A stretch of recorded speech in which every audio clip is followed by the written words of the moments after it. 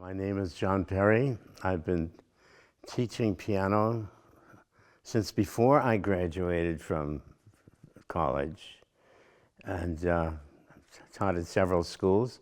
It seems like I've moved around a lot, but I've been usually at least 8 years at each place. So I started teaching when I was a student at Eastman. People would come in and ask to play for me, and it was kind of, I just accepted it. And when I look back, it must have been very irritating to the teachers if they knew about it. But I got to be known as a person that could really help people in the preparation for the recital. So that's how that started. Then I got a Fulbright to Vienna, and that was a very valuable part of my education, because being in Europe and being in that Viennese musical culture did some things to my appreciation that I would never have fulfilled if I hadn't been there.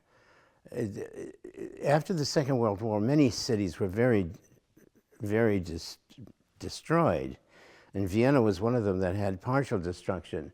But the city, the first thing they did was rebuild the opera house. Not the railroad station, not the factories, the opera house. And so living in that kind of atmosphere was quite different.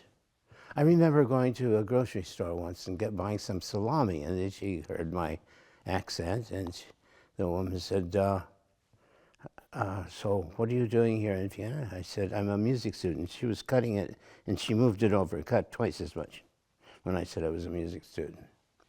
So then after that, I got a job teaching, first at the University of Kansas in Lawrence, then Oberlin Conservatory, 8 years, then University of Texas, 7 years, then USC, 25 years, then Rutgers University, 5 years, and I'm retiring from there this year. So this GGS will be the sole place that I will be teaching students next year. But it's been my favorite place to teach too, in all these years. So that's the short story of my career.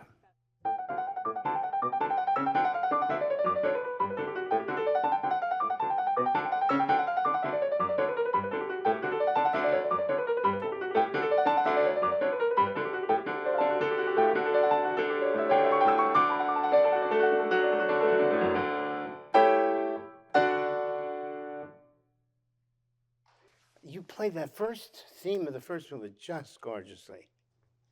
Really well. I feel that very often you won't let the music go where it wants to.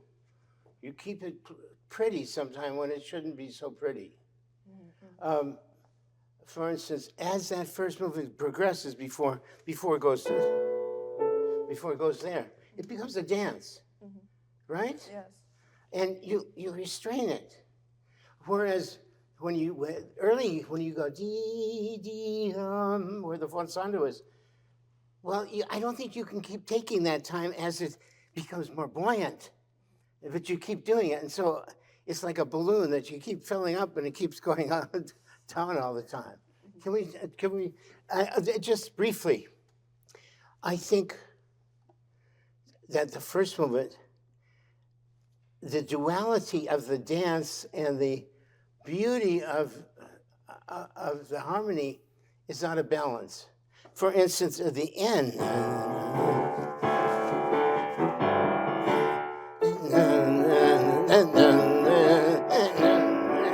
it gets more and more and more. It's sort of like at first, it's the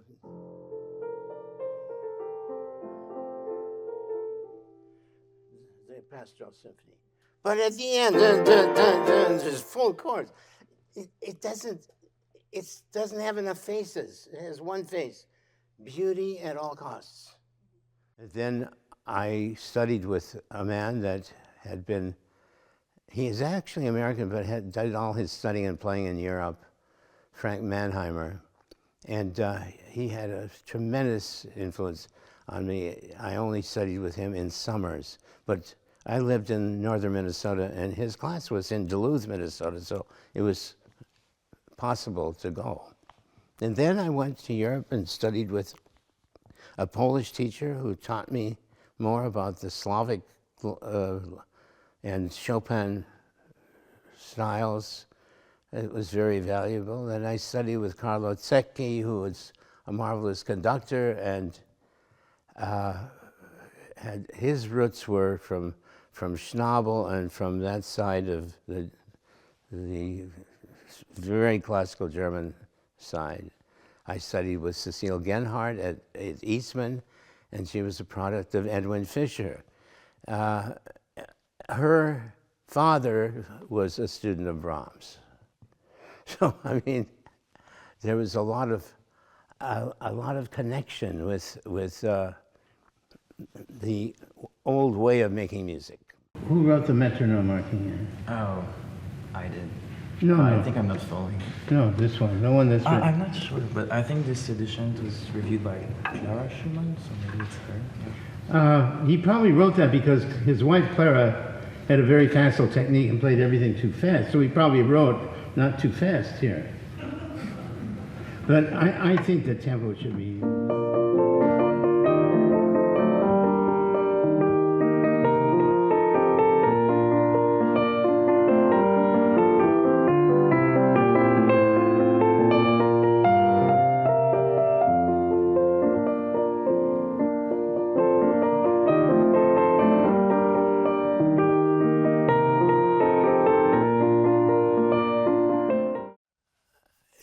So much of the music we love and play comes from the soil. I mean, so much of what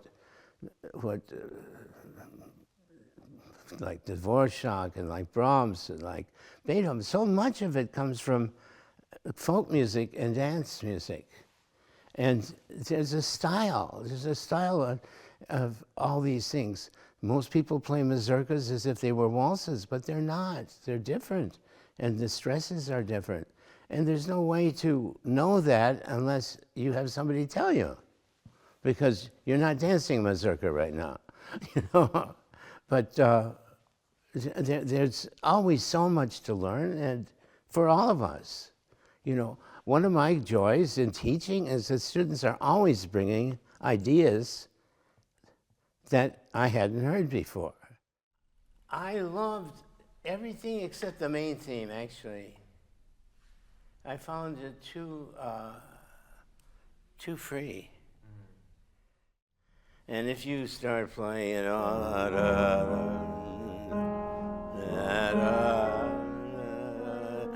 you almost feel like a jazz band. Be careful. But everything else, when it was lyrical here, I loved it, but it's the theme I didn't like. It sounded a little bit too cheesy, a little bit more stable.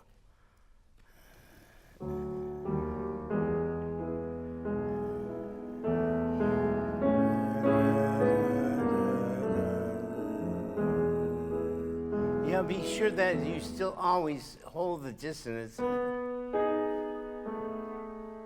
When that, there's many times when you didn't hold those notes to create a dissonance in this movement.